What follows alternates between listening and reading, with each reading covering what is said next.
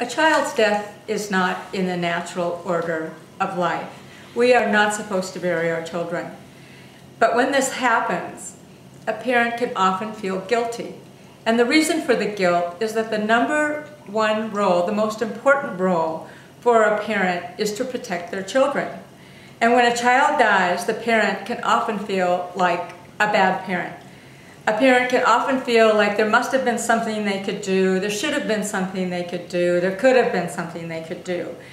With parents that I counseled over the many, many years, I think I rarely, if ever, met with a bereaved parent that did not feel some form of guilt. The issue with guilt is that not only in the normal, natural order of losing a loved one do we want to go forward or can even imagine going forward without them, because we only see a life of pain until we work through our grief.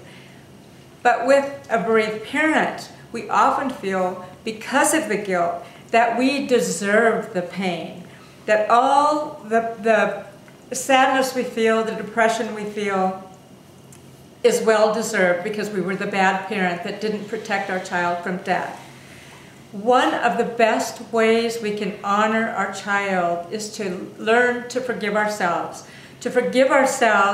and be able to go forward to really honor our child by living a full life, a life of meaning. When our life blows up after the death of a child, we will not settle for less. We have the chance then to live a life we may never have lived before. My book, Sugar Cookies and a Nightmare, addresses this issue with Kristen's death. I had a lot of guilt, and yet I was able to go forward and find meaning in her death, and I am no exception. All parents can do this.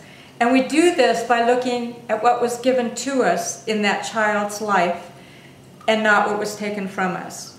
When we find that life has blown up in our face with the death of a child, we will not settle for anything in our life, for believing anything. We will not take life for granted.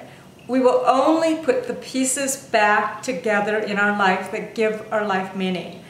For doing anything less would be a dishonor to ourselves and to our children.